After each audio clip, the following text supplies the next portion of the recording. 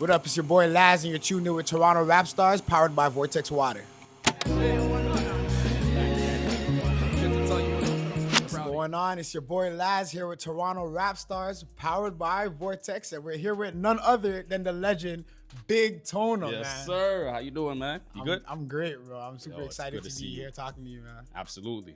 All right, I want to start this off a little bit differently because you know it's Toronto Rapstars. Right. There's 6 million ways to rock a microphone, and all y'all boys sound alike. That's a thesis statement right there. Yo, that is research. That's a thesis statement right there, man. Absolutely. What, like, Damn, what do you feel about that? What you find that? What do you mean? It's the first tape, man. Oh, damn. It's the first tape. You got to start it off where it all began. You know what I'm saying? Oh, man. If it actually started off from where it all began, you got to tell me about Gizmo B. Yeah.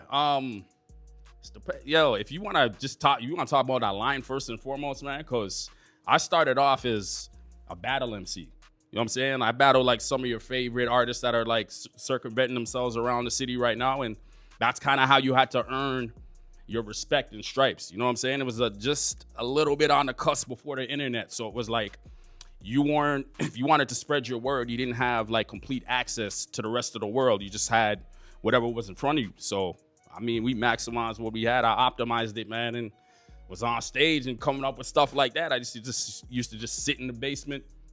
I grew up off hip hop culture, man. So, lines like that, like what made us prominent now. You know what I'm saying? So, yeah, that was a big line, man. Yeah, absolutely. That was a big line. And that was before or after the Gizmo B days? That was during. That was during the Gizmo B days. So that was getting written during the transition, man, over. You know what I'm saying? So you just changed the name for the YouTube. Changed the name, yeah. And the name TONA came from like my distinctive tone of voice. You know what I'm saying? So, facts. And the way I've been able to flip it and as versatile as it is now, man, like that's pretty much where the name TONA came from. You had a lot of collaborations coming up in the day. Right. And I feel like for artists coming up in the city, the collaborations that you had are pretty iconic. You got people like Keisha Fresh, you got Cardinal Official, but what I really want to touch on is a group called Naturally Born Strangers. Right. What did that group offer to you as artists, and what did it also have as an impact to the city of Toronto?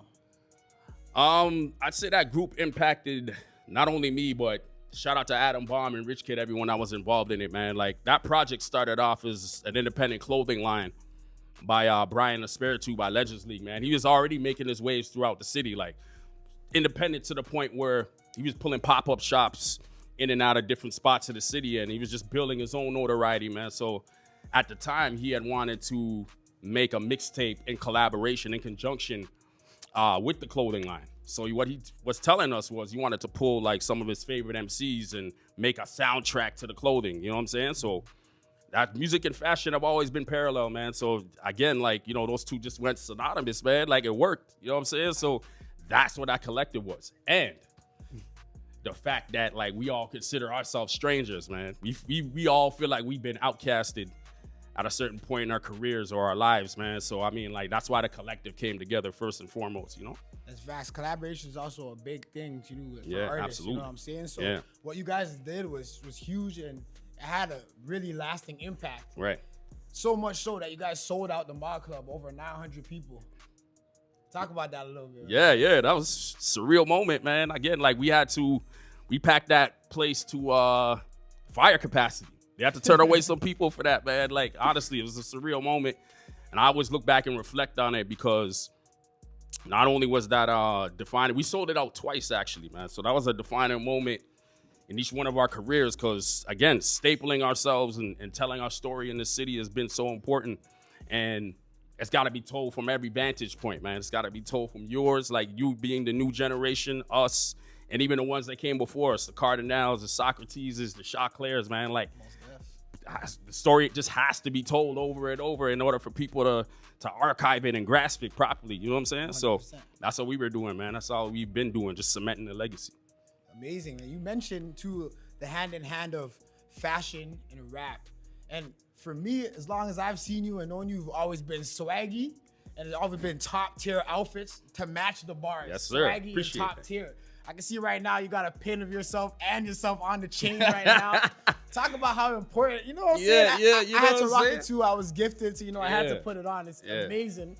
Talk about how important that is to you to have those two things synonymous and what it means to you? Naturally, like, I'm from Scarborough, man. Scarborough guys are like, were always fashionably like on point and direct. And not only were they fashionably using music and fashion together as they parallel each other, we're unique individuals too, man. You know what I'm saying? Like, so we just wanted to find things that nobody else had.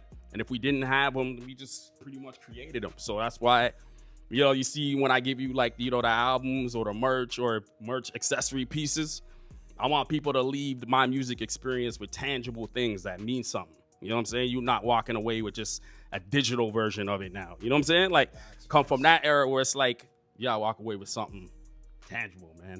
That means something. That shit means something. It definitely does to me too. I know this Level Up by Fit right here. Yeah, hell yeah. Come on now. Shining. I wanna read this to you. I want you to kind of imagine this right now for me, okay?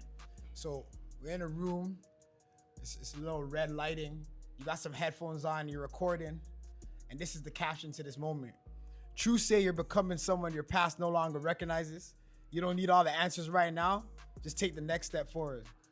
And that was a post that you made on your Instagram. Yeah. And what does that mean to you today?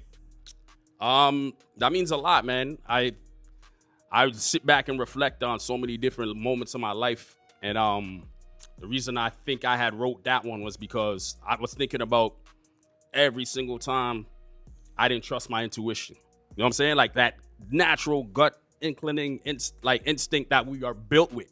Every time I've never listened to it is when things went left for me. You know what I'm saying? So when I actually started to, that's when I started to see a turn. And I was like, like all those defining moments that I had in the past, those aren't accumulative to where I'm at now. You know what I'm saying? Like I had to use all of those like experiences to build my knowledge, and my experience, became my mistakes, man. So, I mean, that's pretty much where that came from. And again, that's just a lot of self-reflecting and acknowledgement, man, of how far you can come when you acknowledge where you were, not living in that moment. That's amazing to hear that reflection from someone like you, because like I consider you, and a lot of people in this city in Toronto consider you to be a legend. Like, you know what I'm saying? You've persevered through different times. Yep. You've been then, you are now. Yep. You know what I'm just saying? You kept the standard and you stayed true to yourself, man. Yeah. So it's amazing to hear from you still. Absolutely. You have a project called Henny on the Congregation. That's and right. Henny on the Congregation #2. That's right. Right? And Henny on the Congregation 2, you reflect on like growing up spiritual household and stuff like that. Yep. And your family is full of musicians. Yeah. Right? Very deep. Yeah. Your brother's a DJ. Brother's a DJ. Well-known one. Yep. At that matter. Yep. And kind of like, it's almost like having Henny in the back of the church is what you said. Yeah. Yep. So how does that feeling come out represented in the cover art that you have for that project? Talking about 1 or 2? Because they pretty much... #2. #2? Okay. They're kind of the same, but... Yeah, they are kind of the same. There's still a feeling within both of them for both of the different projects, right? So why did you choose that picture, and how does the feeling represent itself through that picture? Yo, man, if you look at both of those covers, like, there's layers to not only the cover, but the music that's attached to it. Because each one, from the first one to the second one was like my elementary school graduation, one was the high school one. So I was like, yo, those were both transitional periods. You feel what I'm saying? I feel you. Second one was a little bit more developed and, highly intuitive.